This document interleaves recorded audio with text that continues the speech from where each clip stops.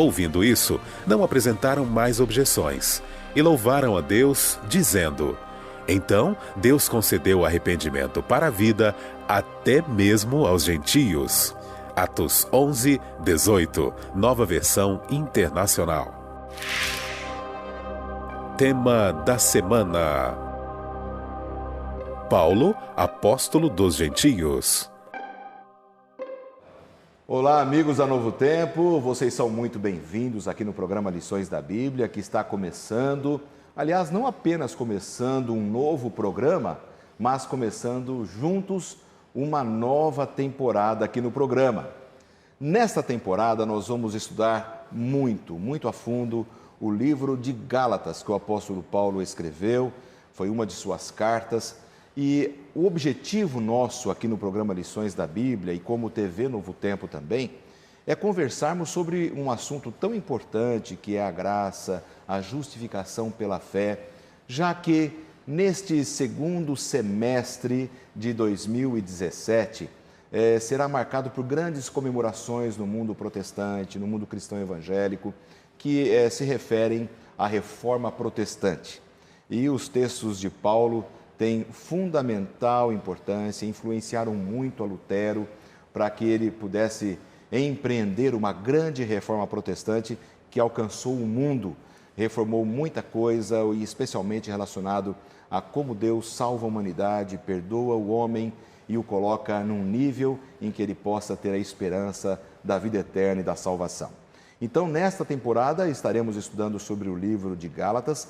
Na próxima temporada, vamos continuar estudando sobre graça, salvação, justificação pela fé, através do livro de Romanos, e assim nós vamos marcar profundamente as comemorações relacionadas aos 500 anos da Reforma Protestante no mundo. E para a gente começar então, conversando sobre esse livro fantástico, o livro de Gálatas, nós temos dois amigos que já vieram no passado e estão retornando ao programa hoje, para que a gente possa conversar um pouco sobre o livro de Gálatas. Pastor Maurício Lima, muito bem-vindo, obrigado pela sua presença aqui. É um prazer para mim participar novamente aqui do programa Lições da Bíblia e compartilhar esse tema tão especial. É verdade. E o pastor Gustavo de Sá também é amigo que já esteve numa outra temporada passada, retorna. Muito bem-vindo, pastor. Obrigado, o prazer é todo meu participar com vocês e ter o privilégio de estudarmos juntos um pouco do livro de Gálatas. Que legal. Olha, esses dois amigos, eles são pastores, líderes de regiões, de grandes regiões no Brasil, da Igreja Adventista do Sétimo Dia. Por exemplo, o pastor Maurício Lima, ele é o líder geral, o pastor geral, que nós chamamos de presidente de uma região geográfica bastante importante do Brasil, que nós a chamamos carinhosamente de região Sudeste. É uma região administrativa da Igreja Adventista. Pastor Maurício, são quantos membros aproximadamente da Igreja Adventista nessa sua região? Quais são os estados que compreendem aí o seu trabalho? Nós estamos nos três estados importantes do nosso país: Minas Gerais, Espírito Santo e Rio de Janeiro. Temos 9 sedes administrativas nesse território e hoje nós já passamos de 202 mil adventistas que compreendem essas 3 regiões aí. Que legal. Olha, e aí eu quero mandar um abraço para esses amigos dessa região tão bonita do Brasil. Eu sei que são amigos que acompanham a Novo Tempo. Temos muitos canais, muitas pessoas que estão sempre sintonizadas com a Novo Tempo. Uma alegria recebê-lo e você é sempre bem-vindo aqui, pastor Obrigado. Maurício. O pastor Gustavo de Sá, ele é um dos líderes destas regiões que o pastor Maurício trabalha. Fale um pouquinho, pastor, sobre essa sua região de trabalho, a sua função. A nossa região é o sul de Minas Gerais e um pedaço da zona da Mata Mineira. Ela é composta por municípios, desde aqui a divisa com o estado de São Paulo até a divisa do estado com o estado do Espírito Santo. Então nós chamamos também de Associação Mineira Sul. Ali são 292 igrejas e grupos e mais de 22 mil membros. Que maravilha. É a região que nós administramos. Que maravilha. Então nós temos aqui amigos que representam uma região importante. Temos um mineiro, temos aí alguém já da região ali, está morando no Rio de Janeiro hoje, na sede da nossa região sudeste ali, muito bonita ali. Amigos, nós agradecemos muito a participação de vocês e eu gostaria de fazer então uma oração para a gente começar. Pastor Maurício, você pode orar para a gente começar o estudo de hoje? Nosso bom Deus e Pai, nós te agradecemos pela oportunidade de mais uma vez abrirmos a Bíblia Sagrada para estudarmos temas tão especiais. E nesta semana, um tema que tem muito a ver com os nossos dias, a necessidade da salvação e a confiança daquilo que Jesus fez por nós. Abençoa-nos neste estudo e a cada pessoa que está nos acompanhando, que estas bênçãos sejam extensivas a elas, aos seus familiares.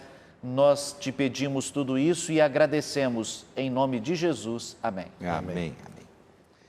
Para a gente começar então essa temporada, nós queremos ouvir a palavra do autor, professor da Faculdade de Teologia Adventista no Walla Walla College, nos Estados Unidos, Pastor Carl. Vamos acompanhar.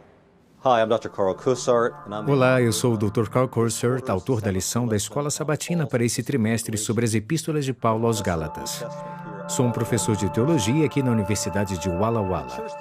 A igreja para quem Paulo escreve é a igreja de Antioquia e está preocupado com os crentes da província da Galácia. Penso que podemos aprender muito com a igreja de Antioquia e como podemos nos tornar mais fortes ao observar a forma como essa igreja funcionava. A igreja de Antioquia possuía diversidade na comunidade. Uma cidade de uns 500 mil habitantes, talvez a primeira ou segunda maior cidade do Império Romano, na Síria. Essa igreja era um lugar especial que Deus podia usar para iniciar a missão entre os gentios.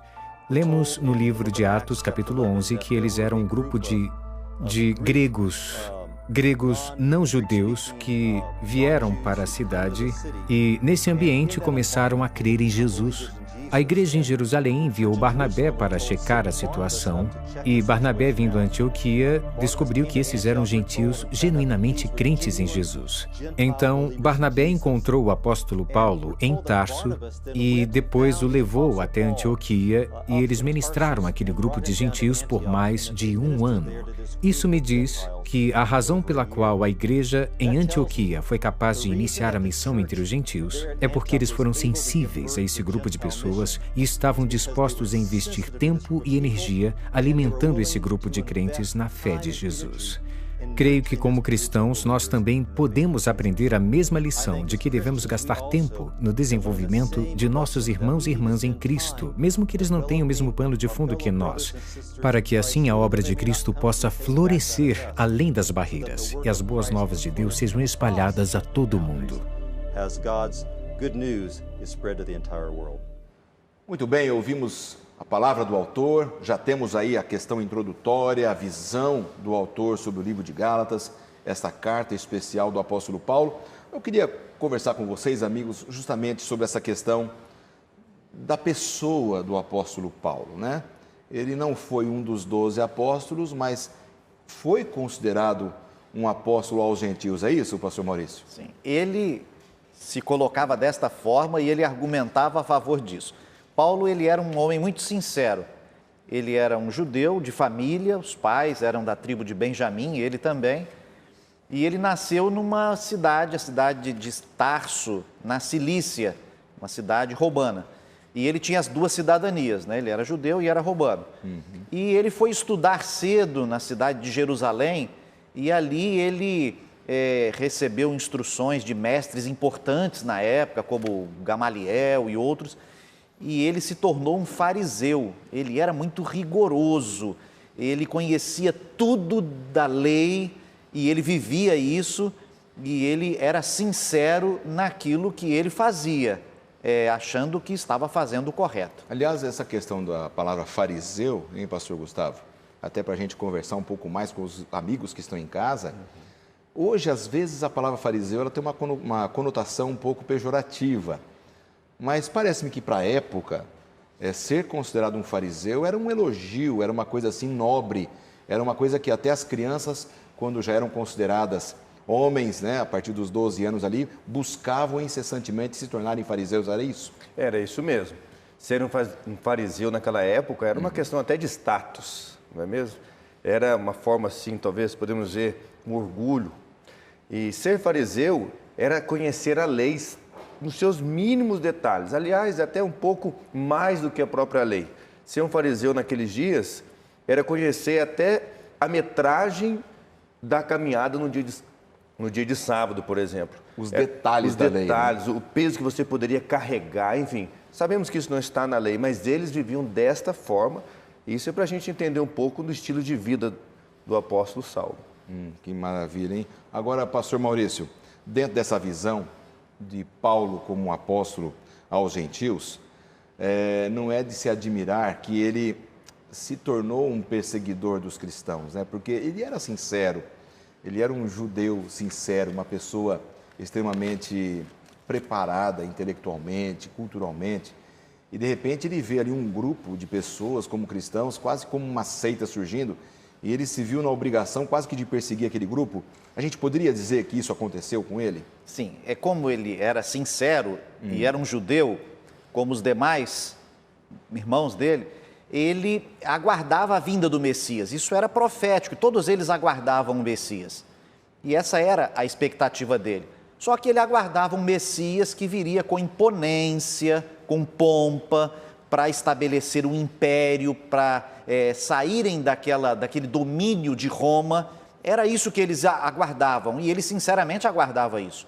E quando ele via um grupo de pessoas simples, pobres, andarilhos, que saíam pregando aí sobre dar a face quando lhe batesse de um lado, vira o outro lado, se tirarem um pedaço da roupa, dá a outra parte, se pedirem para caminhar 1 milha, caminha 2, e ainda vai o líder desse grupo e é crucificado numa morte vergonhosa. Ele falou, não é possível, isso é uma vergonha para o Messias que nós aguardamos. É uma vergonha. Eu não que tipo posso de permitir. Messias é esse, né? Não é esse Messias que nós aguardamos um rei. E aí então, na sua sinceridade, ele falava, isso aí está atrapalhando a profecia. Nós temos que acabar com isso para receber o Messias da maneira correta. Ele não acreditava que Jesus era o Messias. Então, na visão dele, ele estava sendo zeloso com o evangelho que ele conhecia lá no judaísmo, seria isso? Era uma pessoa zelosa, então ele estava perseguindo mais pela questão do zelo. E somando-se a isso, a gente vê Estevão pregando, e ele minimiza o templo e a lei, de maneira correta.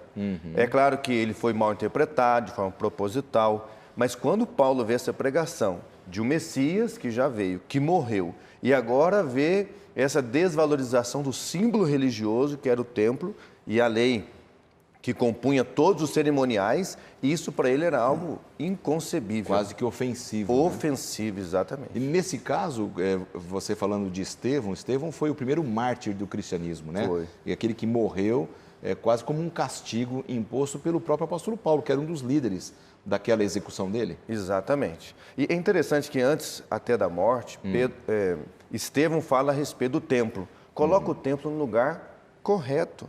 Porque o templo foi estabelecido, até mesmo o santuário, de forma mais antiga, para adoração a Deus e para ser um caminho ao Messias. Ou seja, tudo o que acontecia no templo levava ao Messias. E agora o Messias estava ali, mas eles valorizavam mais o templo, a sua estrutura, a sua cerimônia, do que o Messias. E Estevão vem colocar no lugar correto, e por isso ele foi apedrejado e morto. Agora, nós somos pastores, os nossos amigos em casa estão nos acompanhando nesta conversa sobre a Bíblia, sobre a história que envolveu ali os nossos personagens bíblicos.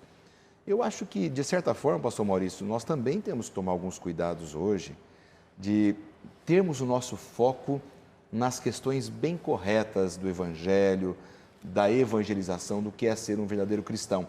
Às vezes a gente começa a transferir, como os judeus transferiram, a sua segurança, às vezes para o prédio da nossa igreja, para os móveis da nossa igreja, às vezes uma igreja um pouco mais bonita do que outra, e às vezes a gente começa a confiar mais nesses elementos humanos, como os judeus confiaram e demonstraram dessa forma. Isso pode significar um risco para alguns cristãos hoje? Pode, sem dúvida, como foi um risco para eles, né? Transferir aí a confiança da salvação em Cristo Jesus, sendo transferida para estas coisas. Aqui está muito bem, está muito confortável, e eles cometeram esse problema.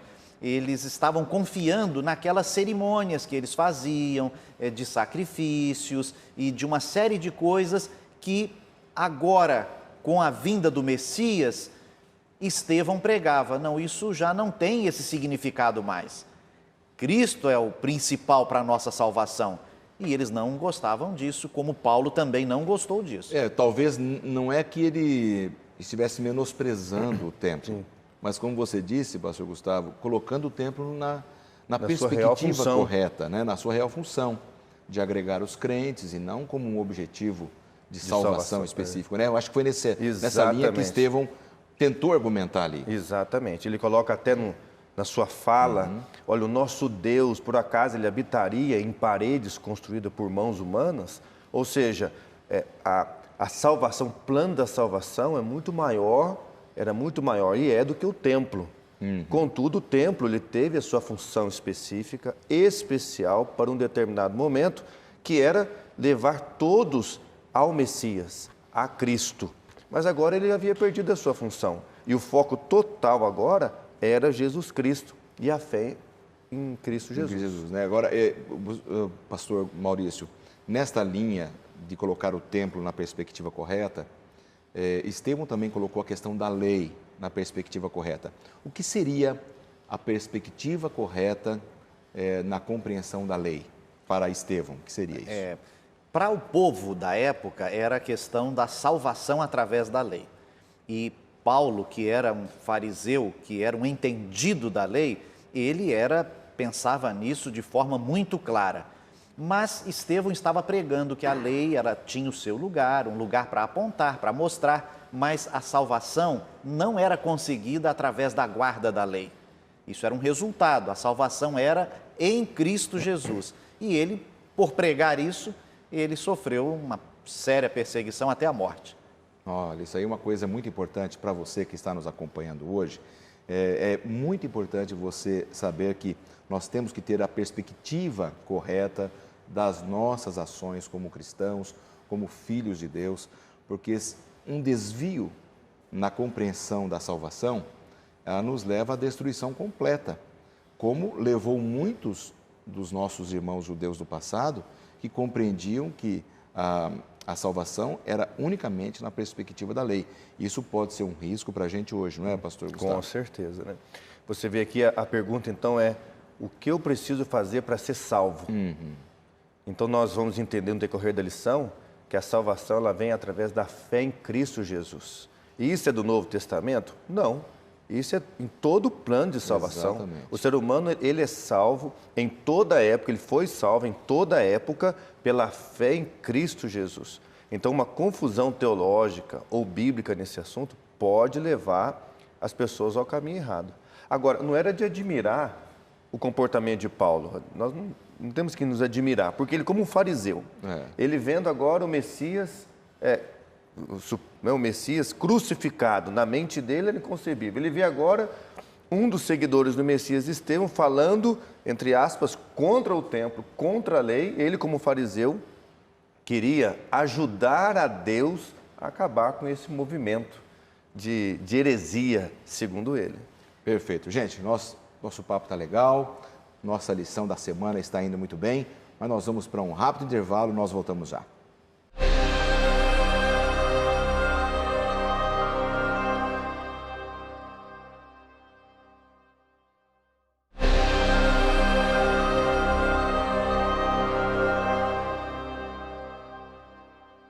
De volta com o programa Lições da Bíblia dessa semana. Muito obrigado pela sua audiência, pelo seu carinho, pelas mensagens que o programa recebe nas redes sociais, em nosso blog, novotempo.com/lições da Bíblia. Obrigado por tudo aquilo que vocês também têm feito pela Novo Tempo, pela audiência que vocês têm dado a todos os programas que oferecemos para vocês. Aliás, quando a gente fala em oferecer, a gente tem prazer em oferecer mais um presente, que aqui no programa a gente sempre tem esse privilégio. Oferecer o privilégio de estudar a Bíblia através deste curso bíblico Princípios. Se você ainda não conhece, eu quero dizer para você que este curso, ele tem em torno de 100 páginas coloridas, num excelente material, num excelente conteúdo, que vai sistematizar os principais temas da Bíblia para que você possa conhecer um pouco mais da Palavra de Deus. Se você tiver o desejo de receber em sua casa gratuitamente este curso, você pode entrar no nosso blog, novotempo.com/lições da Bíblia e ali clicar aqui no banner desse material e ali você faz um rápido cadastrinho e vai receber sem custo nenhum na sua casa este material de estudos. Ou, se você preferir pelo telefone, você vai discar o seguinte número, 0, a operadora que você já trabalha, código de área 12 21 27 31 21.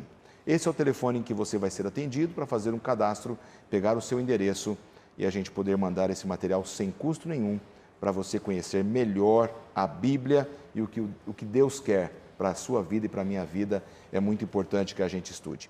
Nós estamos conversando com os nossos amigos aqui que vieram da região sudeste do nosso imenso e maravilhoso país, e o pastor Maurício Lima, o pastor Gustavo de Sá, e nós estamos conversando sobre a primeira lição dessa nova temporada, a carta de Paulo para os nossos irmãos da Igreja da Galácia, a carta aos Gálatas, e nós já conversamos um pouco sobre Paulo, o contexto dele quando ele era perseguidor dos cristãos, mas agora eu queria conversar um pouquinho com vocês, e a gente deve conversar com os amigos que estão em casa também, sobre a questão de como é que teve essa virada na vida de Saulo, né? Que depois virou Paulo, o apóstolo Paulo. Como é que foi essa virada de perseguidor para perseguido, pastor Maurício? Me permita, pastor Laerte, Sim. falar um pouquinho ainda do final, Claro. da parte que nós estávamos, porque a Bíblia descreve, usa até uma palavra que descreve a atitude, ele devastava. Essa palavra no original, até no Antigo Testamento, fala de um javali desgovernado que ninguém conseguia controlar. Então ele não era só um perseguidor. Paulo não era um perseguidor comum, não. Ele fazia com gosto de perseguir, ele entrava nas casas, arrastava as pessoas, torturava, prendia e matava. Então os cristãos morriam de medo dele. Era assim. E ele fazia esse trabalho em Jerusalém, principalmente. Mas ele achou que era pouco. Ele queria mais, ele queria exterminar o cristianismo. E aí ele foi até as autoridades, pediu cartas, e ele conseguiu para uma outra cidade, a cidade de Damasco. E ele reuniu seus homens e foi em direção a Damasco para continuar lá o trabalho que ele vinha fazendo de extermínio de cristãos. E foi nesta viagem que ele teve um encontro assim inusitado com o Senhor Jesus. Bom, então, pastor Gustavo, eu vou me colocar no lugar dos cristãos daquela época. Se eu visse uma pessoa com um grau de, vamos dizer assim, de uma maldade sincera, como foi a de Saulo, eu morreria de medo dele. Eu acho que os cristãos fugiam dele o tempo todo, né? Eu acho que ele era uma pessoa temida, era uma autoridade temida pelas pessoas da época. Não, sem dúvida nenhuma. Com toda essa agressividade, a própria Bíblia o compara com um animal, né, devastador. Essa palavra é muito pesada. Ele chegava e devastava, ele acabava. Ele tinha os cristãos da época como inimigos mesmo. Então, certamente, eu como cristão na época, se eu me deparasse com Paulo numa esquina, eu correria. Né? Me esconderia dele. E a gente vê esse medo estampado em personagens bíblicos, como Ananias, por exemplo. Quando Paulo chega até Ananias, aliás, antes, Deus dá uma visão para Ananias receber a Paulo. E a gente vê o medo em Ananias, em outros mais. Então, realmente, ele passava, assim, uma imagem de medo. Agora, nessa trajetória, nessa viagem que Paulo fez para Damasco, como o pastor Maurício estava falando, Deus, ele colocou um basta nisso, né? Colocou. Ele se manifestou. Como é que foi essa manifestação de Deus na vida de Paulo nessa estrada para Damasco? Jesus, pessoalmente, faz o chamado para Paulo. Saulo, Saulo, por que me persegues? Aquele ambiente, naquela viagem, enche de glória, não é? A Bíblia diz que Paulo se prostra ao chão e agora acontece ali o milagre da conversão. Me chama a atenção aqui uma frase, onde a Bíblia diz assim, uma fala do próprio Cristo, dizendo assim, duro é para ti recalcitrar contra os aguilhões. Cristo dizendo para Saulo. O que seria recalcitrar contra os aguilhões? Exatamente, seria assim, olha, o aguilhão, ele era um ferro usado para cutucar o boi quando ele não queria trabalhar mais. E não, isso trazia dor. Então, a mensagem é a seguinte: Saulo, duro será para ti resistir ao aguilhão. Ou seja, não resista a esse chamado. Isso nos deixa entender também que Paulo, ele já tinha recebido o chamado do Espírito Santo em outras vezes. Em algum momento o seu coração já tinha sentido o chamado, ele tinha resistido. E agora chegou o ponto final, onde Cristo diz assim: filho, não resista mais. Agora, pastor Maurício, nessa manifestação espiritual do próprio Cristo no caminho, fez com que ele se tornasse cego temporariamente. Talvez o brilho da glória de Deus, ou até propositalmente Deus o tornou cego temporariamente.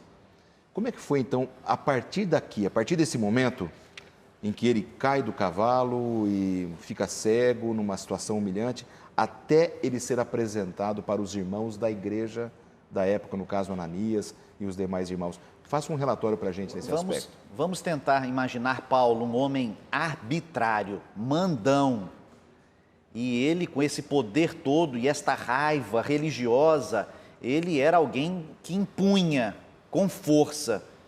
E aí, de repente, tendo tido já chamados de Deus, o caso da morte de Estevão foi um dos chamados, Estevão falou muita coisa, ele ouviu aquilo, mas ele era duro, ele era resistente.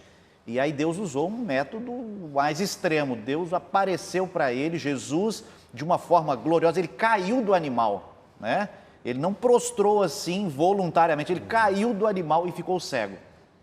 Esse orgulhoso Paulo, agora cego, ainda ouvindo Jesus falar com ele: quem é? Eu sou Jesus, Paulo, a quem você está perseguindo. Imaginem só essa no chão, ali, tateando, sobrenatural mirando, acontecendo ali. E agora Paulo, que entraria na cidade montado em cavalos, mandando com seus soldados, entra guiado por alguém, porque ele não enxergava nada, não estava esbravejando mais, falando alto, ficou quieto. Por 3 dias, diz a Bíblia, ele ficou ali jejuando para analisar a sua situação. Até para entender o que estava acontecendo. E o que está acontecendo? Jejuando, orando.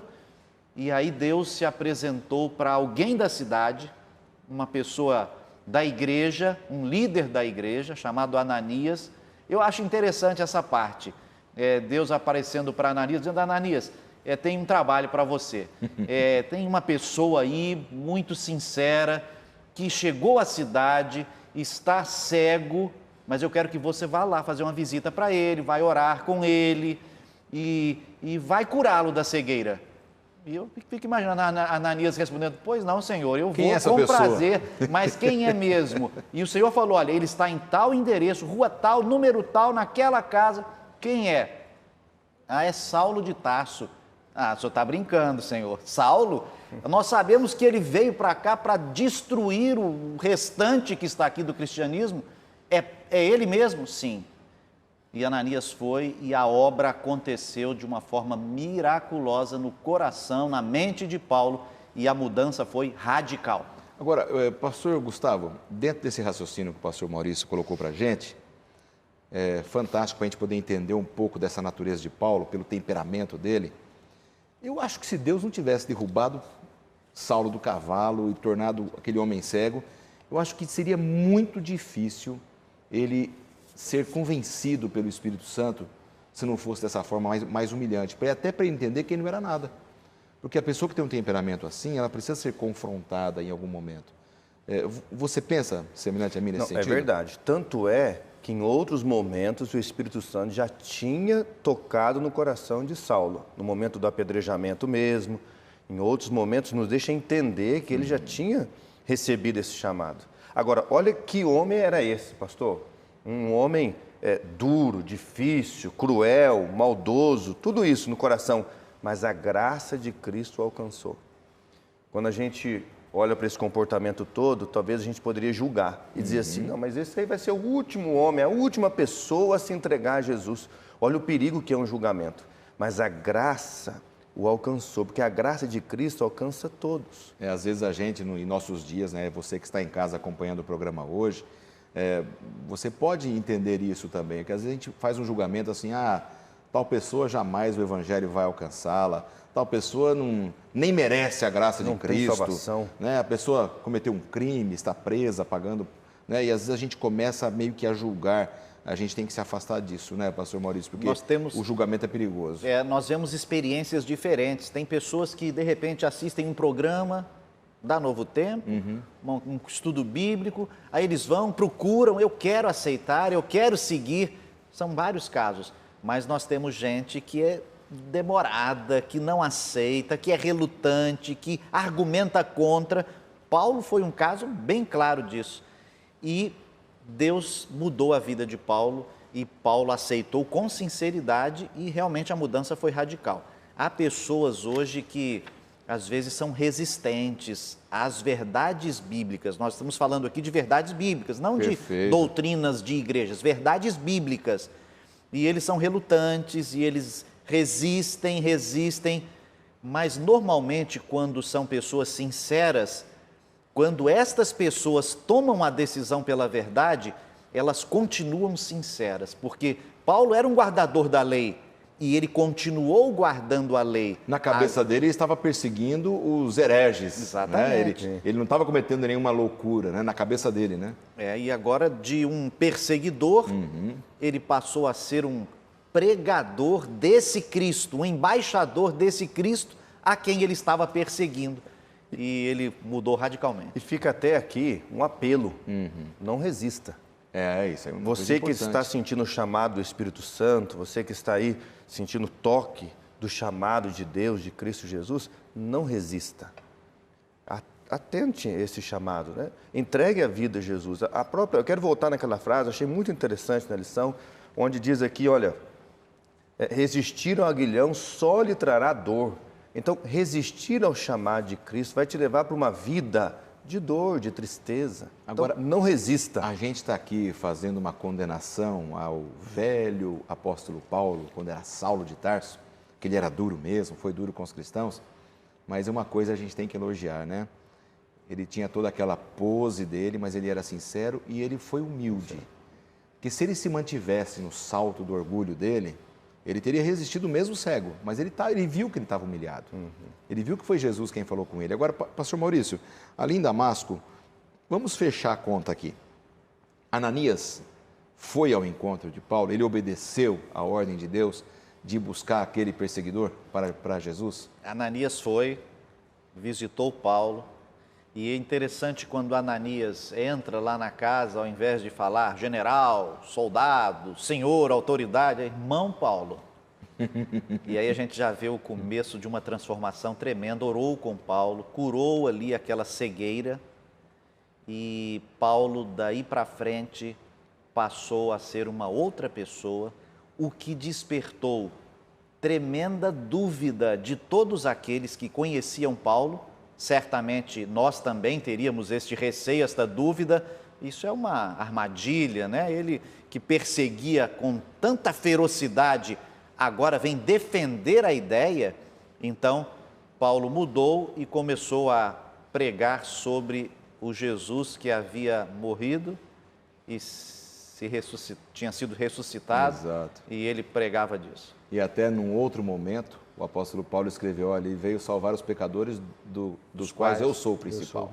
Acho que esse foi o reconhecimento maior, não é, pastor Gustavo? Foi. A humildade que Cristo colocou sobre ele, naquele coração que era duro, resistente, mas essa humildade foi importante. E que mudança, né? Então a gente vê, tudo resultou de um encontro com Cristo. Então, de um encontro, muita coisa pode acontecer nas nossas vidas. Podemos mudar muitas coisas, tomarmos decisões importantes. Podemos mudar hábitos. Tudo, através de um encontro. Duas características assim indispensáveis para todos, independente da função, da classe, é a sinceridade e a humildade. Todos nós precisamos disso. A sinceridade sem a humildade é perigosa. A humildade sem a sinceridade também é perigosa, tem que andar juntas as duas aí, né? Para que haja uma transformação. Nós vamos para mais um intervalo, não saia daí, nós voltamos já já.